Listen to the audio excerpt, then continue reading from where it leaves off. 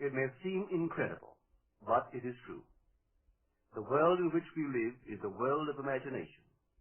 In fact, life itself is an activity of imagining. All that we behold, though it appears without, it is within, in our imagination, of which this world of mortality is but a shadow. Nothing appears or continues in being by a power of its own. Events happen because comparatively stable imaginal activity created them, and they continue in being only as long as they receive such support. Therefore, the secret of imagining is the greatest of all problems, to the solution of which everyone should aspire. For supreme power, supreme wisdom, and supreme joy lie in the solution of this great mystery. When man solves the mystery of imagining, he will have discovered the secret of causation, and that is, imagining creates reality. Divine imagining and human imagining are not two powers at all, but one. The valid distinction which exists between them lies not in the substance with which they operate, but in the degree of intensity of the operant power itself.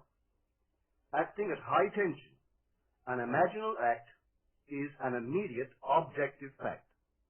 Keyed low, an imaginal act is realized in a time process.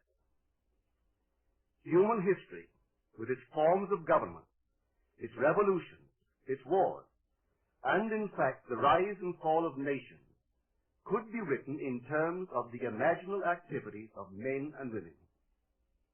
All imaginative men and women are forever casting forth enchantment, and all passive men and women who have no powerful imaginative lives are continually passing under the spell of their power. If imagination is the only thing that acts or is in existing beings or men, as Blake believes, then we should never be certain that it was not some woman treading in the winepress who began that subtle change in men's minds, or that the passion because of which the earth has been drenched in blood did not begin in the imagination of some shepherd boy, lighting up his eye for a moment before it ran upon its way.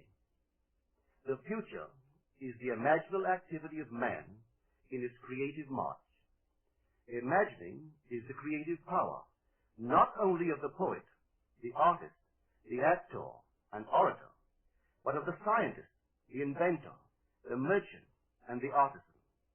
Its abuse in unrestrained, unlovely image-making is obvious, but its abuse in undue repression breeds a sterility which robs a man of actual wealth of experience. Imagining novel solutions to ever more complex problems is far more noble than to restrain or kill out desire. Life is the continuing solution of a continuously synthetic problem.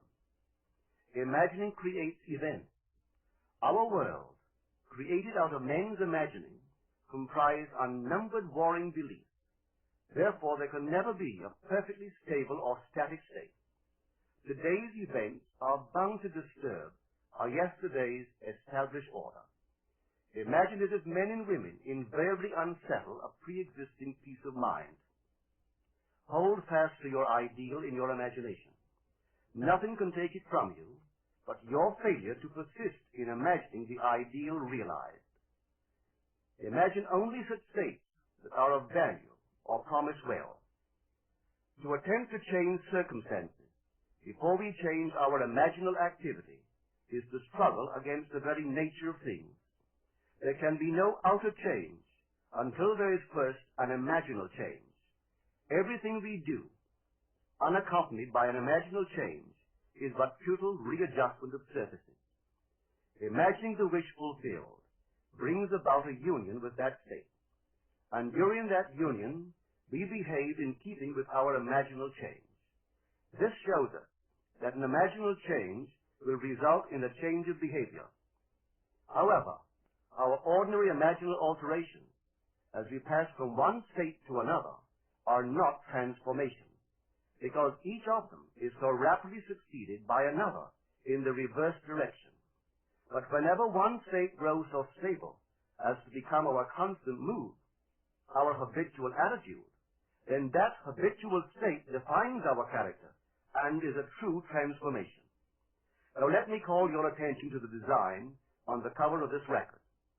You will notice a man sitting on a park bench, imagining himself to be in a home. This is the secret of those who lie in bed awake while they dream things true. They know how to live in their own dream house until, in fact, they do. Man, through the medium of a controlled waking dream, can predetermine his future. That imaginal activity of living in the feeling of the wish fulfilled leads man across a bridge of incident to the fulfillment of the dream. If we live in the dream, thinking from it and not of it, then the creative power of imagining will answer our adventurous fancy, and the wish fulfilled will break in upon us and take us unawares. Man is all imagination. Therefore, man must be where he is in imagination, for his imagination is himself.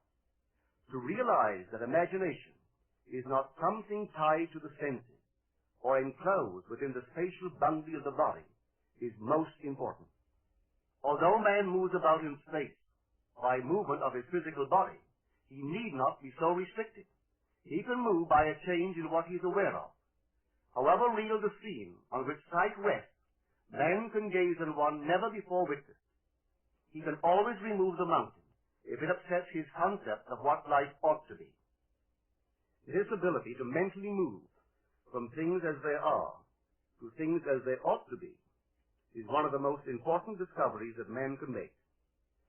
It reveals man as a center of imagining with powers of intervention which enable him to alter the course of observed events, moving from success to success through a series of mental transformations of nature, of others, and himself.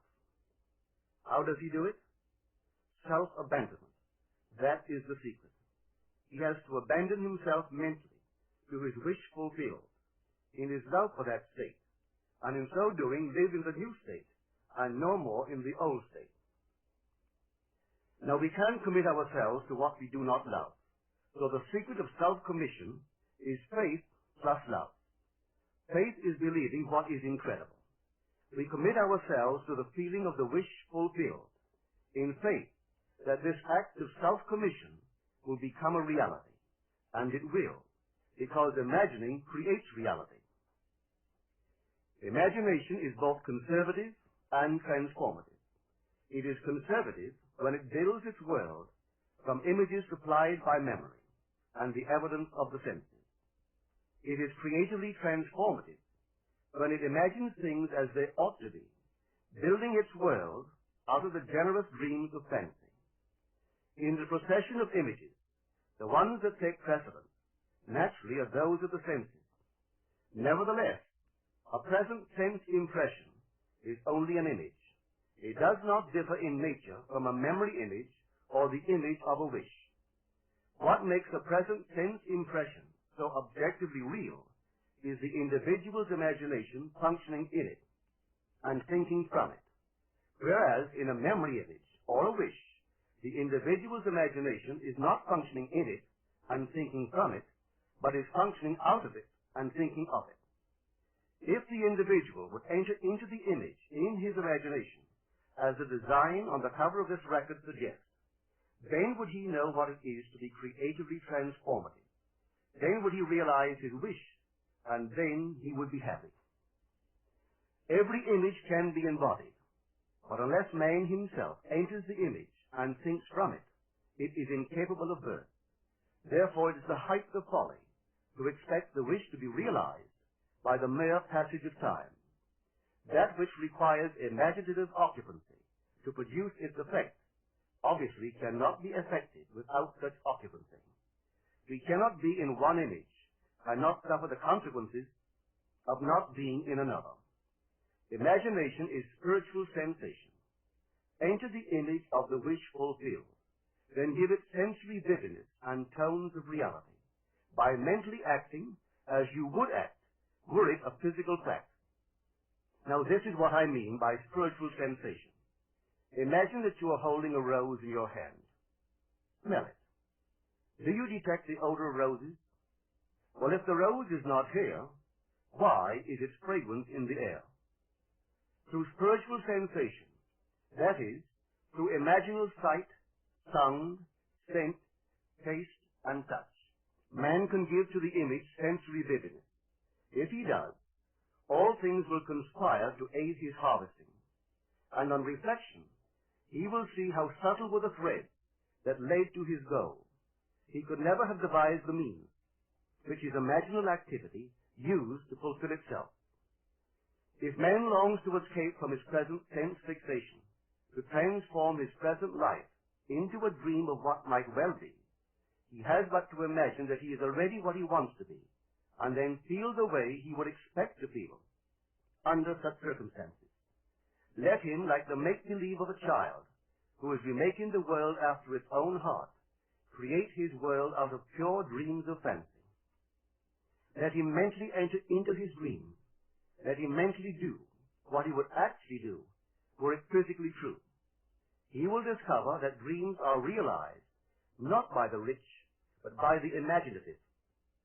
Nothing stands between man and the fulfillment of his dream but facts, and facts are the creations of imagining.